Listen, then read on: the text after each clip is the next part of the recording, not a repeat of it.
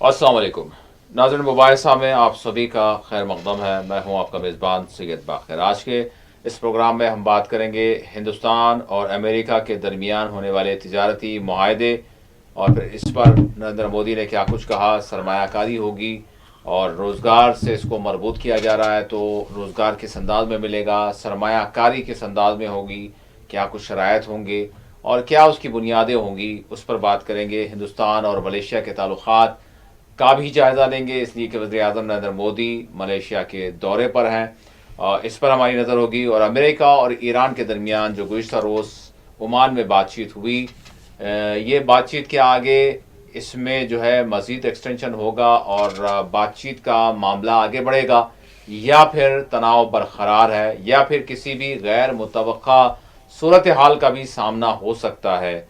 इस पर भी हम बात करेंगे। और इसके साथ साथ पड़ोसी मुल्क पाकिस्तान में जुमा के रोज़ जिस तरह से फिर एक मरतबा एक दहशतगर्दाना वाक़या पेश आया, मासूमों, बेखसूरों मासूम बच्चों की जानें ली गई और ख़ुदकुश धमाका करने वालों ने धमाका किया। धमाका करने वाले जिनके हवाले से ये बात आम है कि उनकी एक जहन साजी की जाती है, जिसके बाद वो ख़ुदकुश बम्बार बन के मासूमों का, बेखसूरों का खून बहाते हैं।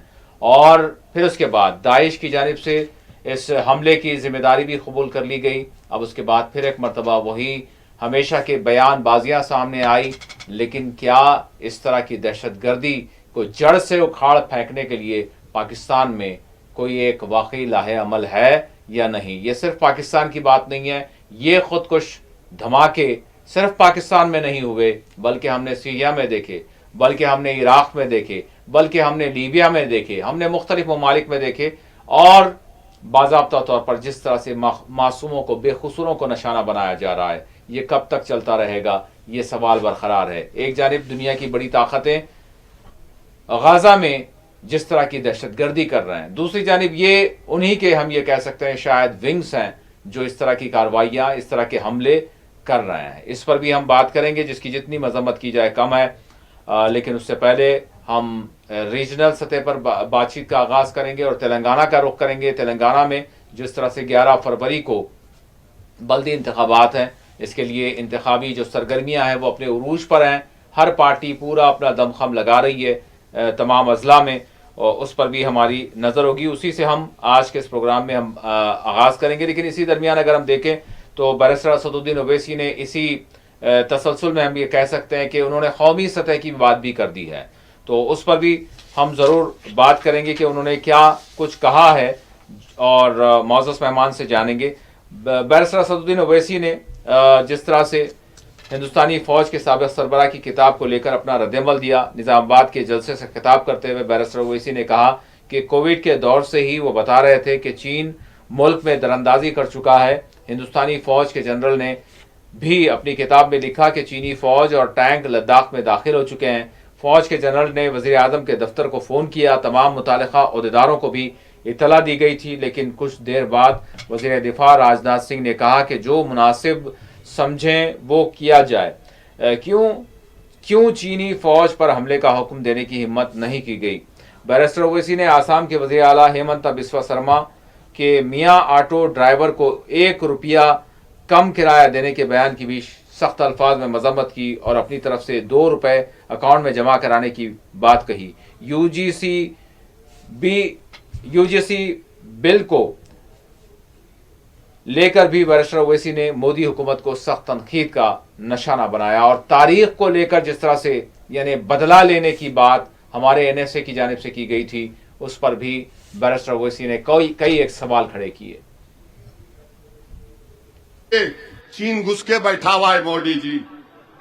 मैं बोल रहा था, कोविड के जमाने से मैं पुकार कर कह रहा था चीन घुस के बैठा हुआ है।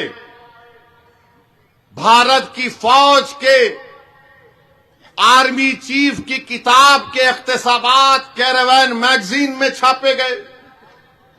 जनरल साहब लिख रहे हैं कि लद्दाख में चीन की फौज, टैंक आना शुरू हुए। जनरल साहब ने वजीर आजम के ऑफिस को फोन किया, वजीर दिफा से बातचीत की, एनएसए से बातचीत की, जितने जिम्मेदार हैं उनसे बात करके कहा कि चीन की फौज आ रही, क्या करूं। टाइम दिया उन्होंने, ये टाइम को 1 घंटा, 1.5 घंटा, 2 घंटे हो गए। और बाद में थोड़ी देर के बाद जर्नल साहब बोलते हैं और वो मैगजीन लिखता है कि वजीर दिफा जनाब राजनाथ सिंह साहब ने कहा कि जो उचित है वो करिए, जो उचित है वो करिए। और हम लोग क्या किए थे, बालाकोट में स्ट्राइक किए थे पाकिस्तान के ऊपर। और मोदी क्या बोले थे मीडिया को, मेरे को फौज के लोग आके बोले कि सर अभी टाइम नहीं है, बादल बहुत हैं। मोदी जी जंग के एक्सपर्ट हैं, जंग के एक्सपर्ट हैं। उन्होंने बोले बादल है, बादल का एडवांटेज लो, खुद जाओ मारो। ये अलग बात है कि प्लेन का रेडार जाता तो टेक्नोलॉजी से मालूम होता, मगर मोदी जी का दिमाग, उन्होंने बोले बादल है, घुस जाओ। मोदी जी जब बादल को देख के आप बोले अटैक करो बालाकोट में, ये जनरल आपको बोल रहा था चीन की फौज आ रही, आ रही, आ रही, आ रही, आ रही। आप बोले जो उचित है वो करो। मेरे भाई, भारत के लिए जो उचित होगा वो काम करना पड़ेगा।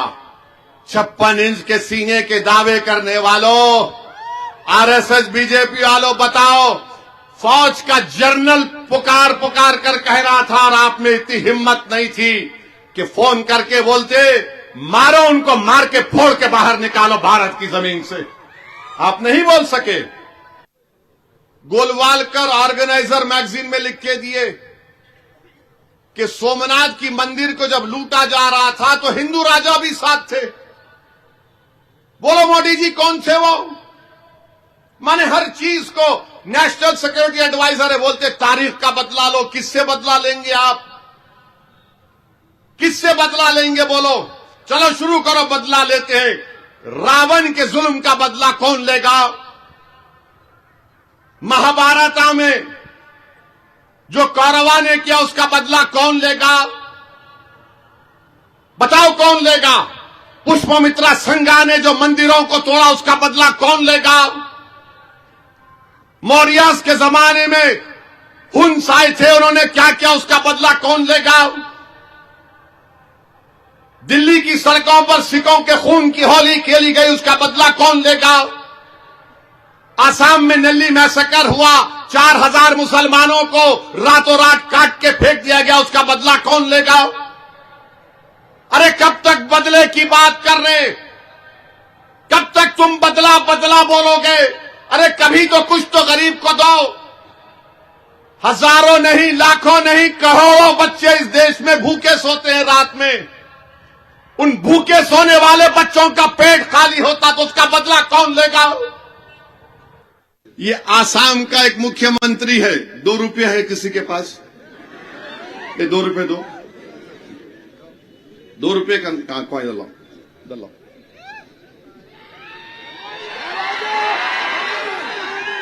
ये 2 रुपये है। आसाम का चीफ मिनिस्टर बोल रहा है कि अगर वहां के मियां मुसलमान ऑटो में किसी को बिठा कर लेकर गए, 5 रुपये अगर ऑटो का किराया है तो 4 रुपये दो। हेमंत बिस्व शर्मा, ये 2 रुपये की भीख तेरे को देता हूं मैं, लेता क्या तू? बोल बोल, तू 2 रुपये का भिखारी है, मेरे को, मैं जानता हूं तेरे को। तू सिर्फ इतना कम आदमी है, इतना छोटा आदमी है कि गरीब जो ऑटो चलाता 5 रुपये 4 रुपये ले कहां लेता? बोल, देता हूं आके तेरे को, डालूं तेरे अकाउंट में, डाल दूं ये 2 रुपये को। बताइए आप, क्या है ये? भारत के आईन पर कसम खाते हम तमाम लोग।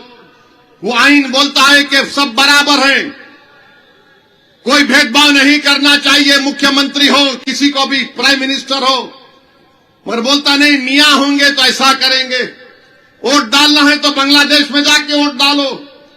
आसाम में तरकारी की कीमत बढ़ गई तो मियां जिम्मेदार है। अरे क्या है ये? तुम क्या करना चाहते हो? तो नाज़रीन, अभी आपने बैरिस्टर असदुद्दीन ओवैसी को जो है समाअत किया, जो खिताब कर रहे थे, और कौमी सतह पे जो हालात हैं इस हवाले से बता रहे थे। और मैं इस वक्त हमारे साथ स्टूडियो में मौजूद है सीनियर सहाफ़ी सियासी तज़कियाकार मैं माजिद साहब। मैं माजिद साहब का स्टूडियो में इस्तकबाल करता हूँ। माजिद साहब अस्सलाम वालेकुम। सबसे पहले हम आगाज़ कर रहे हैं यानी बल्दी इंतखाबात तेलंगाना के, और वज़ीर आला तेलंगाना वो भी यानी सरगर्म देखे गए हैं और दीगर पार्टियां भी। और बहरहाल आज तो कुछ यानी कि झड़पें भी हुई हैं। तो मैं जानना चाहूँगा आपसे कि किस तरह का माहौल है। अगरचे इलेक्शंस तो जो है मुकामी हैं, मसाइल जो है मुकामी हैं, बल्दिया के हैं, मुख्तलिफ लोगों के, लेकिन बहरहाल जो माहौल बना हुआ है सब अपनी अपनी बात रख रहे हैं, कर रहे हैं और लोगों को जो है राग़िब करने की कोशिश की जा रही है। तो किस तरह से देख रहे हैं आप बल्दी इंतखाबात को जो 11 फरवरी को होने जा रहे हैं? जी बहुत बहुत शुक्रिया। तेलंगाना में 161 बल्दियात और 7 बल्दी कॉरपोरेशंस जिसमें हैदराबाद शामिल नहीं है, उसके लिए 11 फरवरी को इलेक्शन होने वाला है। जी देखिए, गो के आप जैसा बता रहे थे, ये बिल्कुल मुकामी और सिविक नोयत के इदारे हैं और सिविक नोयत की बातें शायद हो सकती हैं इसमें होंगी, लेकिन देखिए दुनिया एक ग्लोबल विलेज बन चुकी है। गांव और देहात में रहने वाला भी अपने अहवाल से या बाहर के अहवाल से बेखबर नहीं है, और यही बात है। और दूसरी बात, हर पार्टी को ये कितना जोर क्यों लगाया जा रहा है। रूलिंग पार्टी कांग्रेस है, सबसे बड़ी अपोजिशन बीआरएस पार्टी है, उसके बाद जो है बीजेपी भी है, फिर एमआईएम है। ये चारों में जमकर मुकाबला हो रहा है। इतना स्टेक क्यों? अब देखिए, दरअसल गुज़िश्ता महीने यानी गुज़िश्ता साल की बात है, समझिए दिसंबर की बात है, पंचायत राज के इलेक्शन हुए थे। जी समझता हूँ कि 40-45 दिन भी नहीं हुए पूरे। उस इलेक्शन के ज़रिए एक नफ्स मालूम हो सकी कि आवाम की क्या नफ्स हो सकती है। जी ठीक है, इलेक्शन में करप्शन वगैरह ये सवाल एक अलग सवाल है, लेकिन जो मैंडेट यानी जो खत्ते एतमाद मिला है उस पर उमूमी तौर पर हमारी बात होती है। तो ये बल्दिया के इलेक्शन आमतौर पर शहरी इलाकों के होते हैं, सिविक इलेक्शन शहरी इलाकों में, टाउन्स यानी गांव कम, इसमें जो है छोटे मोटे गांव भी होंगे, लेकिन ये सिविक बॉडी के तहत होंगे। ये पंचायत के इलेक्शन देही इलाकों में होते हैं। तो अब इसमें लोगों का शऊर यकीनन है, और सरकार को अपनी 2 साल कारकर्दगी का यानी जो मामला है, कारकर्दगी हुई नहीं हुई, इसका भी एक उसका जायज़ा मिल जाता है। और इस 2 साल में अपोजिशन किस हद तक अवामी मसाइल को पेश कर सकी, हुकूमत को बेनकाब कर सकी, उसका भी एक जायज़ा हो जाता है। खैर, बीजेपी की बात मैं इसलिए नहीं करूँगा कि उनको ये चीज़ों से दिलचस्पी नहीं है। उनको सिर्फ मंदिर, मस्जिद, मुसलमान, हिंदू, मुसलमान, ये चीज़ें उनके लिए उनके जो भी इश्यूज़ मैं देख रहा हूँ, जो कैंपेन में जिस किस्म की नफरत हो रही है, कोई किसी फिल्म का जिक्र करके उसकी जो है बताया जाता है कि देखो हालिया दिनों में एक फिल्म आई थी, उसका भी बता रहे देखो ये कैसे, यानी फिल्म का ताल्लुक हिंदुस्तान के मुसलमान से ज़रूर नहीं है जी, लेकिन जो कैरेक्टर मुसलमान उसके अंदर हुए, हालिया दिनों की फिल्म की बात कर रहा हूँ मैं जी, वो स्क्रीन बताया जा रहा है। आप नफरत वो तो नफरत भरेंगे, लेकिन मेरा जहाँ तक जो मेरे साथियों का जो जिनसे राब्ते में होता हूँ मैं, उनका ये मानना है कि बीजेपी एक अलामती तौर पर, और आप देखिए इनके पास कोई चेहरा नहीं है, वो चेहरा एक ही चेहरा है जो विश्व गुरु का चेहरा है, उसके ऊपर वोट मांग रहे हैं। तो खैर अवाम उस चेहरे को देख के, क्योंकि वो कभी कभी स्वच्छ भारत बोल के झाड़ू ज़रूर देते हैं, लेकिन मोहरी के, नल के, लाइट के, ड्रेनेज के मसाइल को पता नहीं। कभी शौचालय बोल के बोलते ज़रूर हैं, लेकिन वो कितने शौचालय है आप किसी, खैर तेलंगाना में तो फिर भी बेहतर है। शुमाल के लोगों से मैं जब ये माइग्रेट करके आते पूछते तो वहाँ उनको कोई शौचालय नहीं, बल्कि खेत में जाकर अपनी ज़रूरत से फारिग होते हैं। ये तो आम बात है, ऐसी कोई बात नहीं है। रही बात एमआईएम की, अभी आप एमआईएम के जो सदर हैं और रुकने पार्लियामेंट हैं उनको सुना रहे थे, तो इसमें देखिए एक तो चीज़ जो पहले से बोलते आ रहे थे कि चीन ने ये भी मसला उठाए थे, पार्लियामेंट के अंदर उठाए थे उन्होंने, कि चीन ने हमारी ज़मीन पर तकरीबन 4000 स्क्वायर किलोमीटर का जगह, उस वक्त शायद मुझे उतना ही याद है, वो कहा कि ये किया। तो वज़ीर आज़म का एक बयान आया था कि ना कोई घुसा है ना घुसेगा, 1 इंच की ज़मीन भी नहीं घुसी। जी हाँ, ठीक है, 1 इंच भी नहीं हुई होंगी, लेकिन ये फौज के तवील अरसे तक सरबराह रहे निर्वाणी साहब, रिटायर हो गए, किताब लिखी, किताब जो है प्रिंट भी हुई लेकिन पब्लिश नहीं हुई। प्रिंट और पब्लिश में बड़ा फर्क होता है जी। पब्लिश इसलिए नहीं हुई कि सरकार ने उसको ऑन होल्ड कर दिया उसको, नहीं नहीं हम इसको इजाज़त नहीं देंगे, होल्ड करके हम रिव्यू करेंगे खैर क्यों कैसा हुआ है। अब उसके हवाले से उन्होंने कहा कि देखो मैं कल तक जो बात कहता आ रहा था, चीन के साथ हमारे मामलात की एक्सी भी कर लीजिए। अब देखिए चीन के हाथों हमारे कुछ लोग शहीद हुए, उनके नाम पर तो वोट मिलते हैं, पुलवामा के नाम पर वोट मिलते हैं, गुलवान के मामले में वोट मिलते हैं, या सब के मारे वोट मिलते हैं इनको। लेकिन इन फौजी सरबराह ने खुद जब बात कही तो उसके बाद वो होता है। तो ये एक बात उनकी ये रही कि असल में उनका बोलने का मतलब मैं ही समझ पाया कि हुकूमत के पास इतना दमखम नहीं है कि वो अपनी सरजमीन की हिफाजत करे और फ़ौज को वो हौसला दे ताकि हमारी ज़मीन की वो हिफाजत कर सके। और एक बात जहाँ तक है वो कि जो समझ में आया कर लीजिए, वज़ीर दिफा ने वो किताब के मुताबिक कह रहा हूँ ये कर, अगर उस वक़्त जो है हमारी फ़ौज इतनी डिसिप्लिन वाली है, ये मैं बताना चाह रहा हूँ, हमारी अड़ोस पड़ोस में भी हम देखते हैं कि कहाँ कि ये डिसीजन सियासी तौर पर सियासी लीडरशिप लेना है। मेरा काम है जंग में मेरे को झोंकना है, जंग में मेरे को या तो गाजी बन के आना है या तो शहीद बन के लौटना है, ये हम है। तो ये उसने कॉन्शियस डिसीजन लिया है कि नहीं, जब पॉलिटिकल लीडरशिप हमारी कुछ नहीं कह रही तो हम क्या करेंगे, लिहाजा वो चीज़ वही रही, वो लोग टैंक लेके अंदर घुस गए, गोली नहीं चलाई इन्होंने। तो उसका मतलब यही हुआ, इसका जिक्र कौन किया। दूसरा, आसाम के बारे में आपने कहा कि आसाम में अब देखिए आसाम में इतनी बर्बरियत हो रही है, खुद चीफ मिनिस्टर की तरफ से हो रही है। क्या किसी अदालत ने इसको सोमोटो लिया, क्या किसी ने इसके बारे में कहा? तो खैर उन्होंने मज़ाहिया कहा होगा कि मैं एक ने 2 रुपये देता हूँ, एक अलग बात है, लेकिन ज़मीनी जो हकीकत है वो बहुत ही इंतहाई नाकाबिले जो है यानी दस्तूर और क़ानून के ख़िलाफ़ है। कुछ चीफ मिनिस्टर जो है, अब सुप्रीम कोर्ट में भी अर्जियाँ दी गई हैं लेकिन कुछ नतीजा अभी तक तो नहीं निकला। तो वो जो हवाला है कैसे ये मुल्क यानी मुल्क का दस्तूरी सरबराह, हुकूमत का सरबराह सॉरी, ये एक गैर दस्तूरी अमल करता है, एक तबके के ख़िलाफ़ करता है, लेकिन सरकार कुछ करने वाली नहीं है। तो ये उनका मतलब था, ये उनको ये बताना मकसद था। और दीगर जो जहाँ तक है वैसे भी उन्होंने कई लोकल इश्यूज़ भी उठाए, ऐसा नहीं है। जैसा कि मैं देख रहा था आदिलाबाद में सीमेंट फैक्ट्री का मामला, स्लाटर हाउस का मामला, निर्मल में, निज़ामाबाद में, बोधन में शुगर फैक्ट्री का जो है, बोधन और निज़ामाबाद का जो बेल्ट है वो शुगर बेल्ट कहते हैं, शुगर बेल्ट ऑफ इंडिया कहते हैं उसको, इतना बड़ा, लेकिन उसको किस तरीके से जो है सुला दिया गया। तो वो चीज़ों के बारे में भी उन्होंने ज़रूर बात की। तो एक बैलेंस ज़रूरी है। और बदले की आप हमारे NSA अजित डोभाल साहब तो बहुत बड़ी बातें करते, इससे पहले हम डिस्कस करें इस पर। तो मेरा एक आर्गूमेंट था, यकीनन बदला किससे लेना है। अभी रामायण और महाभारत का तो कह दिया उन्होंने, वो एक मैथोलॉजी है, वो मज़हब में दाखिल हो गई, धर्म में दाखिल हो गई, लेकिन आर्यन द्राविडियन तो मज़हब में दाखिल नहीं हुए ना। आर्यन और द्राविडियन, बदला तो यहाँ से शुरू होना पहले। आप खैर आपका क्या मौक़िफ़ है, लेकिन इससे पहले हम इस पर डिस्कस कर चुके हैं कि हमारी जो हिस्ट्री है, ये रामायण महाभारत हिस्ट्री नहीं होती, वो एक मैथोलॉजी है, एक बिलीफ है। हम उसी हद तक, क्योंकि हिंदू हम तबके भी यही कहते हैं कि ये मैथोलॉजी है भैया, ये कोई हिस्ट्री नहीं है, और उसका बिलीफ है, वो बिलीफ के ऊपर एक धर्म का जो है बुनियाद है, ठीक है, हम उसका एहतराम करते हैं।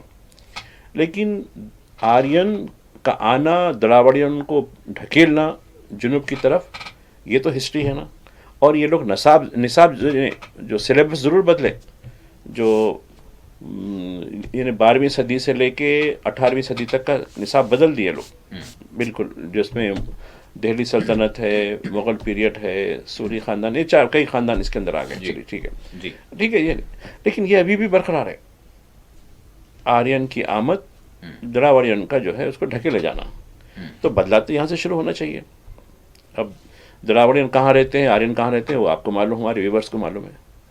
तो लेकिन NSA ने ये सारी बातें तो अरे नहीं, उन्होंने क्या हिस्ट्री, अजित डोभाल ने तो ये बात नहीं कही थी, उन्होंने तो कहा आप सिर्फ तारीख का जो है, हाँ तारीख कहाँ से शुरू होती, नहीं खुद निसाब बदलने के बावजूद, सिलेबस चेंज करने के बावजूद, हमारी किताबों में इस हुकूमत की नई एजुकेशनल पॉलिसी के तहत शुरुआत होती है आर्यन और द्राविड़ियन के साथ होती है।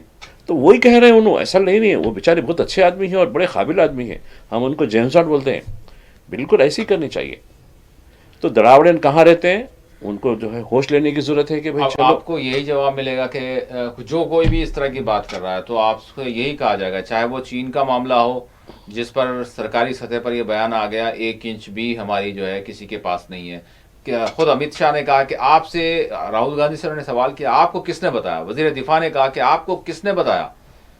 अब वो रहा सवाल उस किताब के बारे में, तो उसका तो नहीं, मैं परसों दूसरी चीज नहीं, ये जो बदले की बात है, 2 दिन पहले तो आपसे एक इसका बात कर, मतलब शायद गलत निकाला जा रहा है। 2 दिन पहले आपसे, पता नहीं किस कॉन्टेक्स्ट में मैंने बात की। 2 दिन पहले आपसे एक रिक्वेस्ट किया था मैं, जी जी, कि भाई ठीक है प्रेस की एक टीम को ले जाइए, नहीं नको, ठीक है प्रेस, ठीक है इसमें दूसरे लोग भी आ जाएंगे, ठीक है एमपीज की टीम को ले जाइए हमारे, या तो फिर एमपीज की नहीं तो डिफेंस के मुतालिक पार्लियामेंट्री कमेटी होती है, एक छोटी कमेटी होती है 10-11 मेंबर की होती है, उनको ले जाइए कम से कम। हर पार्टी के अरकान को नहीं ले आ सकते आप, चलिए उनको ले जाइए, यहाँ के सरहद का जो है फौज के सरबराह के साथ वो सर्वे करिए ना। अरे ये फिजिकल होता, ठीक है ना, घुसा है ना, घुसेगा तो बहुत, जब आके वो सर्टिफिकेट देंगे तो हाँ बिल्कुल सही है, हमारे विश्वगुरु ने देखो चौकीदारी ऐसी की है कि ना कोई घुसा है ना घुसेगा, ठीक है। यहाँ घुसपैठा घुस सकता है, बांग्लादेश से आके, पाकिस्तान से आके, श्रीलंका से आके, नेपाल से आके, ये तो आम बात है, ये घुसपैठा है। लेकिन चीन के बारे में तो ये तो बिल्कुल सच कहते हैं, ना कोई घुसा है ना घुसेगा। तो आप ले जाइए, आपको ले जाइए, आप थोड़ा बड़ी तायद करते हैं ना, आपको भी वो टीम जर्नलिस्टों की टीम में ले जाइए, भाई जरा नाप लेंगे जरा। हम तो उनका मौखफ रखते हैं, तायद बिल्कुल भी नहीं करते। नहीं, तायद करो नहीं करो, आप जैसे लोगों को ले जाइए ना भाई, कम से कम कल के दिन जब मेरे से बात होगी, नहीं भी होगी, तो आप रेफरेंस तो दे सकते हैं कि भाई हम गए थे, सरहद पर गए थे, पूरा जो है लद्दाख के रीजन को गए थे, नॉर्थ को गए थे, वहाँ जाके पैमाइश करें हम। पैमाइश में तो हमारे मोदी साहब का जो बोलना था वो 100% सही निकला, निर्वाण झूठा है। फौज का सरबराह जो तवील अरसे तक फौज की सरबराही करता रहा, वो भी क्रिटिकल पीरियड में करता रहा, वो झूठा आदमी है, ये कह सकते हैं आप।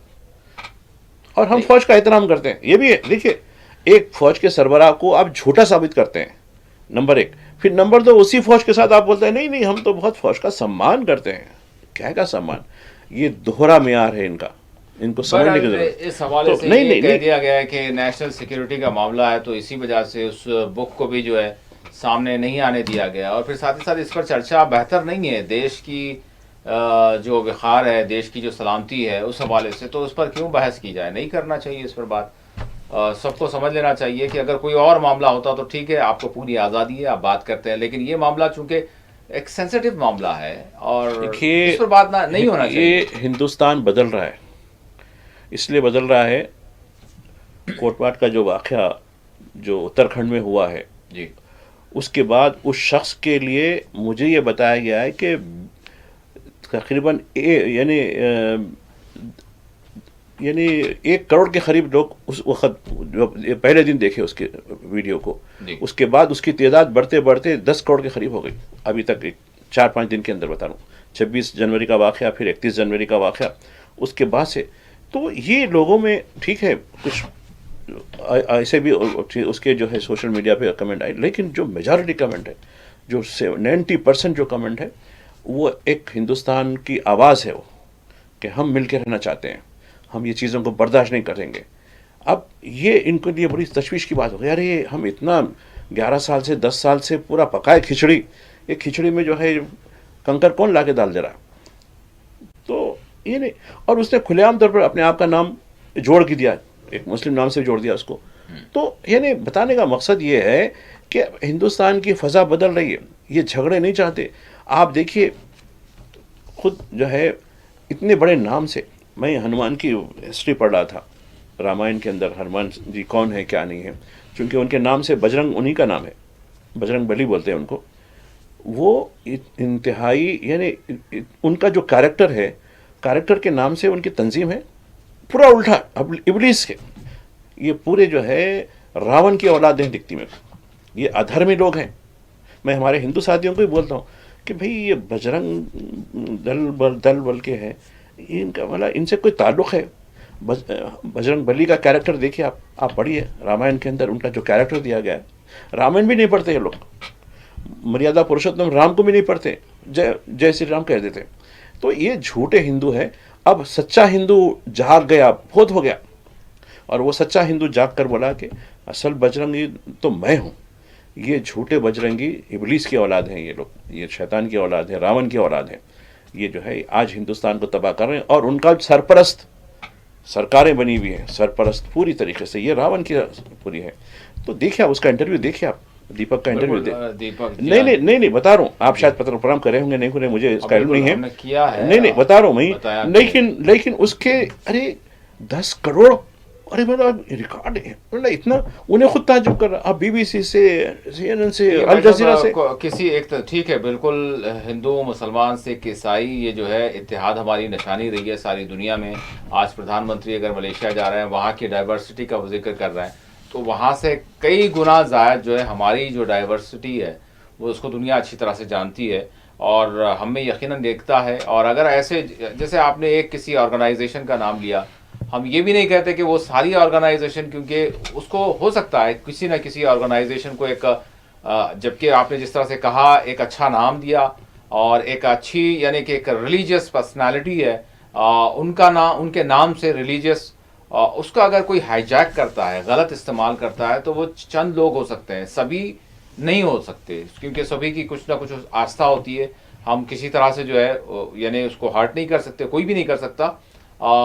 लेकिन बात यह है कि उस नाम पर यानी मज़हब के नाम पर गलत नहीं होना चाहिए। और भारत आज भी यानी ऐसी ताकतों को नाकाम बनाने के लिए भारत के जो भारतवासी हैं, इनका मिजाज अगर हम बुनियादी तौर पर देखें तो मोहब्बत वाला है, यकजहती वाला है। ये चंद दिनों के लिए शायद चंद अनासिर हैं, इनका परसेंटेज बहुत कम है, वो नफ़रत को बांटने की कोशिश कर रहे हैं, लेकिन वो नाकाम होंगे। जिसकी मिसाल अभी माजिद साहब ने दी कि एक शख्स किस तरह से उत्तराखंड में सामने आता है और फिर आकर वो किस तरह से यानी एक अपने दूसरे कम्युनिटी से ताल्लुक़ रखने वाले भाई की जो है तायद में आकर ठहरता है, और अपनी ही कम्युनिटी से जो है वो कम्युनिटी के चंद लोग जिन्होंने हाईजैक किया हुआ है उनसे जो है वो लड़ पड़ता है। तो बहरहाल वाकई, और फिर जिस तरह से माई साहब ने कहा कि उस वीडियो को कितने बिलियंस में लोगों ने देखा है, तो ये इस बात की निशानी है। बहरहाल एक छोटा सा ब्रेक लेंगे, ब्रेक के बाद दोबारा हाजिर होंगे और दीगर मौज़ूआत पर भी हम बात करेंगे। एक छोटा सा यहाँ पर ब्रेक लेते हैं। नाज़रीन, ब्रेक के बाद मुबाहिसा में आप सभी का दोबारा खैर मक़दम है। अब हम बात करेंगे हिंदुस्तान और अमेरिका की जो डील हुई है, इस डील को लेकर काफ़ी जो है इसको सराहा जा रहा है हुकूमती सतह पर। मैं माई साहब से जानना चाहूँगा, माई साहब, सरमायाकारी की बात की जा रही है, उसको फ़रोग़ मिलेगा और फिर इसके साथ साथ बेरोज़गारी भी जो है दूर होगी और फिर बहुत सारे फ़ायदे हैं। बहरहाल उसकी एक लंबी फहरिस्त हो जाएगी, हम सरसरी तौर पर बात कर रहे हैं। जी माई साहब।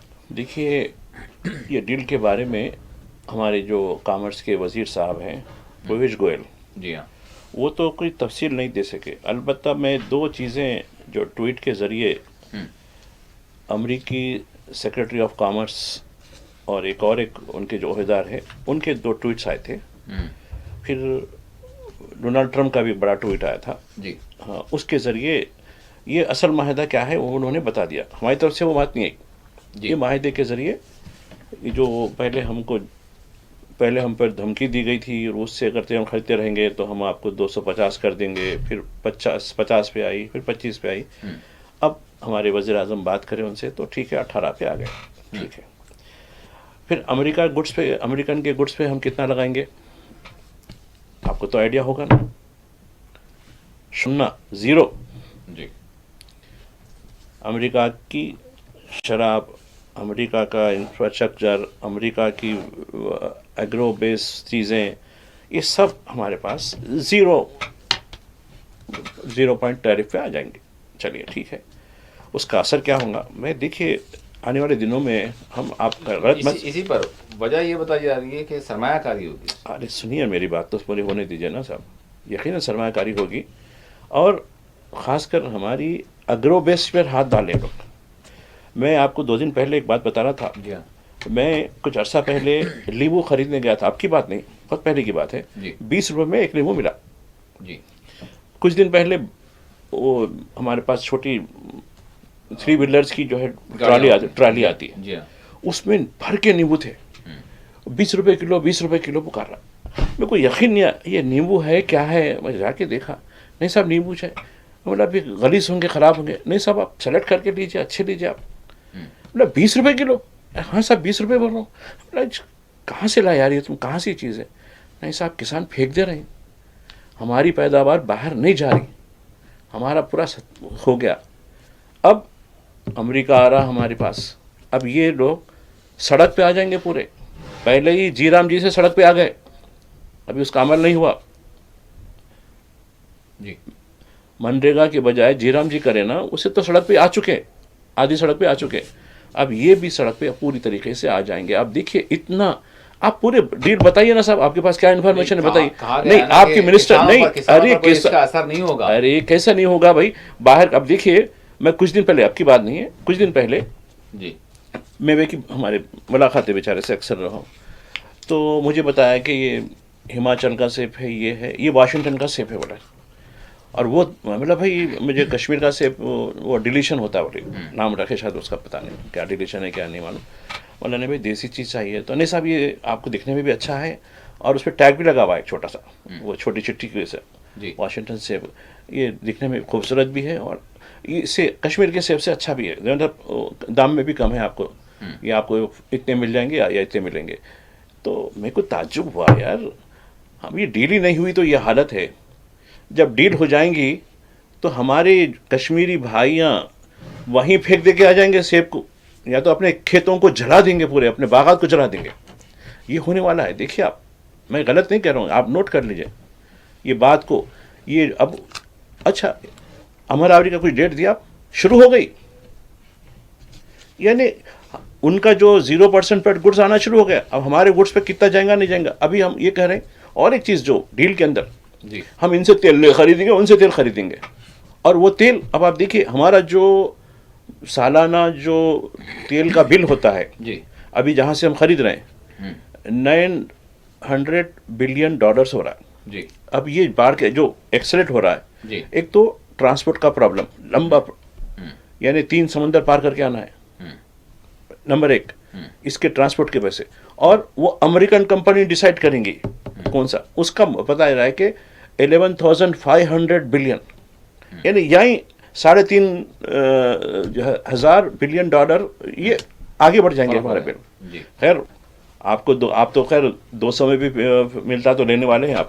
अरे मोदी है तो मुमकिन है भाई, 100 रुपये क्या 200 रुपये भी है तो लेंगे 1 लीटर पेट्रोल, जबकि आपको 60 रुपये में पड़ रहा है। आपको देना चाहिए टैक्स के साथ, लेकिन रशिया से कम दाम में ख़रीद के, ईरान से कम दाम में ख़रीद के आप हमारे ख़जाने को किस तरफ ले जा रहे हैं, कहाँ भर रहे हैं पैसे। स्टैचू पे 8,000 करोड़ रुपए, समझ नहीं आ रही। आपकी जो है यूनिटी स्टैचू बना जी, अयोध्या की तरक्की के लिए 85,000 करोड़। अभी कभी सोचे यार किधर जा रहा मुल्क। मैं नहीं, आप मेरे ये आंकड़े मेरे नहीं है, ये आंकड़े आप ही के दिए हुए हैं। जैसा कुछ दिन पहले राहुल गांधी को बोल रहे थे अरे वो इलेक्शन, अरे भाई इलेक्शन कमीशन के डाटा से हम बात कर रहे हैं, नहीं ये सब झूठ झूठ झूठ झूठ। हम आप ही सच्चे हैं, आप बहुत पवित्र हैं आप। ये इस तरीके से मुल्क चलने वाला नहीं है। ये मुल्क को इस तरह, और हिंदू खतरे में, हिंदू खतरे में, आप यकीनन हिंदुओं को खतरे में डाल रहे हैं। मैं एक केस देखा, यकीनन वो लोग इस हद तक बेजार आ चुके, बल्कि वो माइग्रेट होके आ गए। अरे मतलब भाई धर्म छोड़ो यार, क्या है, पेट का धर्म रहे तो सबसे बड़ी बात है। पेट के धर्म के लिए हैदराबाद आइए, अगर मैं नाज़रीन के सामने भी पेश कर सकता हूँ फैमिली को। भाई साहब बहरहाल आप वक्त नहीं है, नहीं वक्त नहीं, आप सबूत मांगते ना, सबूत मांगते हैं ना, मैं सबूत देने तैयार हूँ।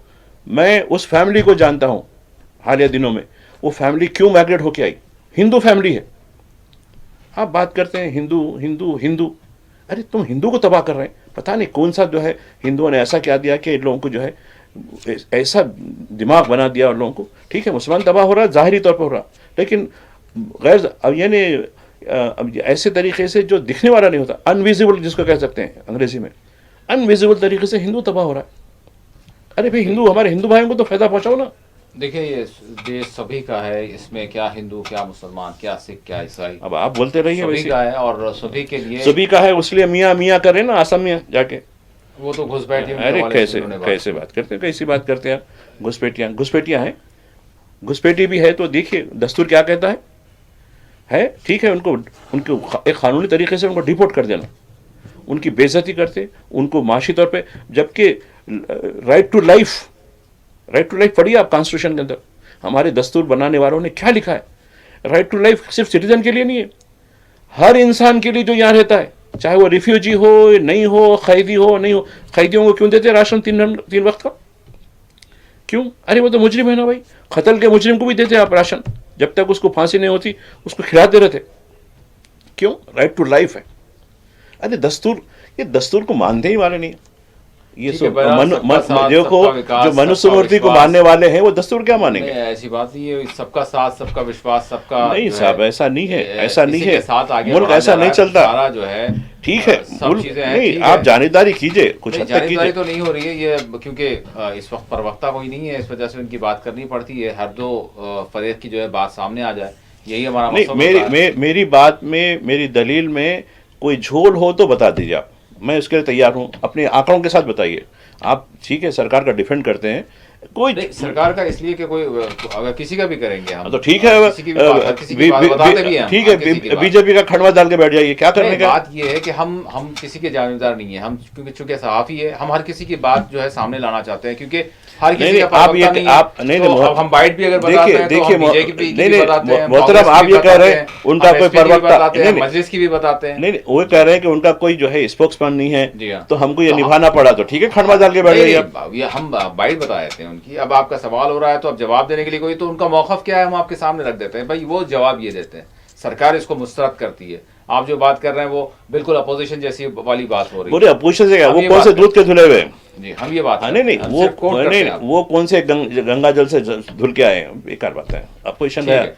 अब माजी साहब, बात ये है कि ये तो देश की बात हो गई। अब मलेशिया गए हैं, देखिए मुस्लिम कंट्री है, किस तरह से इस्तकबाल हुआ प्रधानमंत्री का, बड़ा वालिहाना, बड़े जो है जोश और खरोश के साथ, और देश में प्रधानमंत्री के हवाले से इस तरह की बात एक कम्युनिटी के लोग करते हैं, कम्युनिटी नहीं करती। बहुत अच्छी तो- बात, आपने बड़ी अच्छी मिसाल दी। मैं अभी मलेशिया के बारे में देख रहा था। जी मलेशिया की जो वफाकी सरकार है, जो जी। पूरी कंट्री की सरकार है, जी उसमें 4 हिंदू लोग हैं और कई एमपीज हैं, और सूबाई जो उनके छोटे छोटे सूबे, मतलब प्रोविंस है उनके, प्रोविंस की एक अलग गवर्नमेंट है, जैसा हमारे यहाँ स्टेट्स होती हैं, उसमें 3-4 स्टेट ऐसे हैं जहाँ हिंदुओं की डोमिनेशन है। अरे बोला ये क्या है भाई, ये नहीं, बिल्कुल ऐसे ही है हमारे पास, तो बिल्कुल ऐसा ही रहता है, कोई फर्क नहीं। और इत्तेफाक की बात है, कुछ अर्सा पहले मैं आपको जिक्र भी किया था, मैं जो है चेन्नई गया था। चेन्नई में एक मंत्री साहब से, वो प्रोविंस के मंत्री थे, वो तमिलियन थे, और हमारे यूनियन का कोई जलसा चल रहा था, तो उनके कोई रिलेशन थे, तो आगे थे, तो विजिट पे थे, तो उन्होंने अपने जलसे में बुला लिया। अरे भाई ये जर्नलिस्टों का जलसा है, ये सारे हिंदुस्तान भर से आए हैं, आप वहाँ के मंत्री हैं, प्रोविंस के मंत्री हैं, वफाकी नहीं। उन्होंने बात की, तो उनसे मुलाकात हुई। अरे बोला भाई आप तमिलियन, अरे बहुत है भाई हमारे लोग, और हमारी हर चीज़ का तहफ़्फ़ुज़ होता है, और सरकारी तौर पर हमारी जो मंदिरें हम इस्तेमाल भी नहीं करते, कई मंदिरों में हम, मतलब बहुत सी छोटी, उसका इतना प्रोटेक्शन होता है, ऐसी नीड रहती है। उन्होंने दावत भी दी कि आप आइए, कभी हम बताएंगे सब किस तरीके की चीज़ें हैं। खैर जाना तो नहीं हुआ मलेशिया, बता रहा हूँ कि ये, और कुछ मेरा विजिट हुआ है मलेशिया।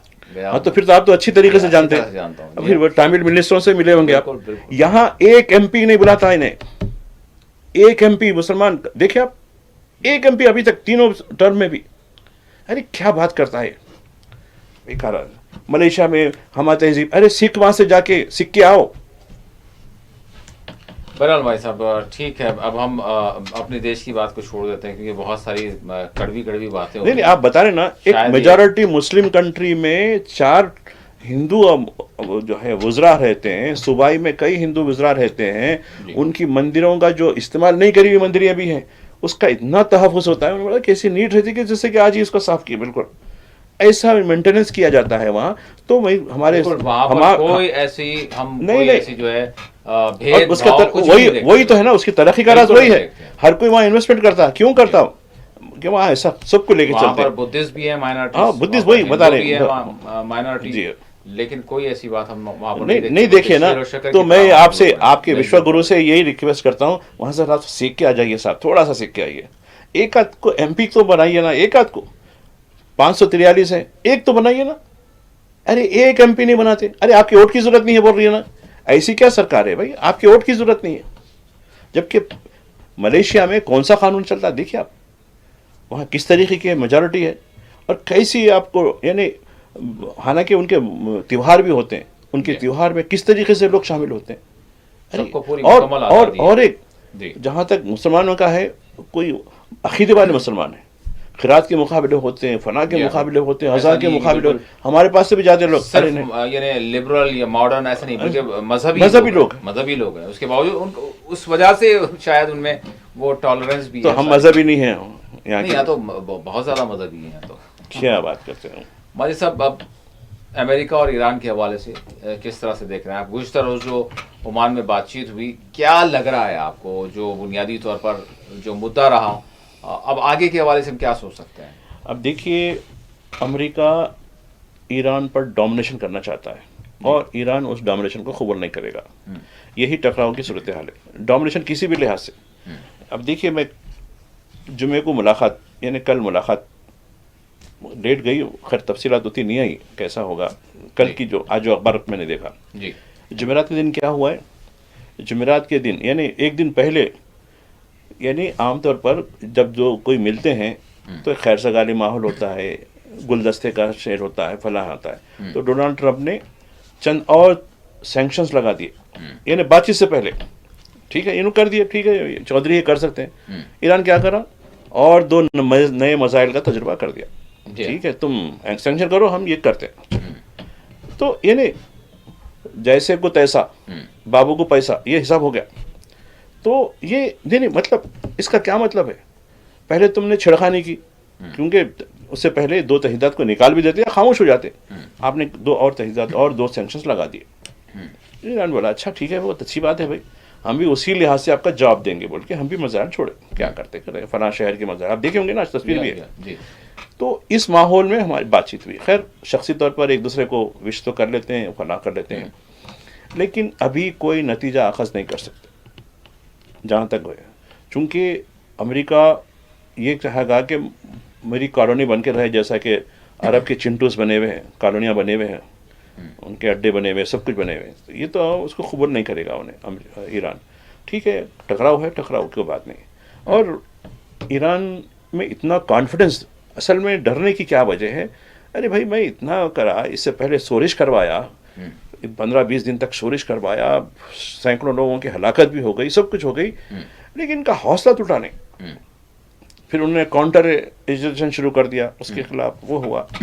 फिर उसके बाद जो कुछ सिफारती बात हुई, तो ये इसको खौफ है कि भाई इतना कॉन्फिडेंस कहाँ से आ गया।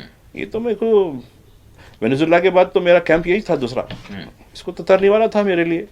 और फिर रीजन में तो सारे मेरे चिंटूस बैठे हुए हैं, गुलाम बैठे हुए हैं, हर एक के पास मेरे अड्डे बैठे हुए हैं। सबसे बड़ा तो अलाई मेरा खुद इजराइली है, मेरा उस्ताद है, उन्हें इसमें नहीं, मेरा बाप बैठा हुआ है वहाँ, छोटा होगा मगर मेरा है, क्योंकि अमेरिका की आवाम के टैक्सों के पैसों से इसराइल को पाला जाता है। देखिए आप, उनके एक मैगजीन में, खुद अमेरिका के मैगजीन में सारी तफसील दी थी, अमेरिका की आवाम कितना टैक्स देते हैं और अमेरिका इसराइल को कितनी मदद देता है, हथियारों की मदद, दीगर इमदाद की मदद, दीगर इंफ्रास्ट्रक्चर की मदद। तो ये तो खैर बोला भाई ठीक है, अमेरिकी आवाम का मामला है, हम क्या करें, वो लोग खुद उसको बर्दाश्त कर रहे हैं, तो हम क्या कर सकते हैं, छोड़िए, हमारा नहीं, उनका मामला है, छोड़िए। क्या माजिद साहब, अब जो अब सिचुएशन नज़र आ रही है, क्योंकि ट्रंप की धमकियां जारी है, जिस तरह से आपने कहा वो तहदीदात की भी बात है, अब यानी ये भी कहा गया कि ईरान से जो कोई भी तिजारत करेगा 25% उस पर जो है टैक्स लगा दिया जाएगा। तो क्या आपको लग रहा है, क्या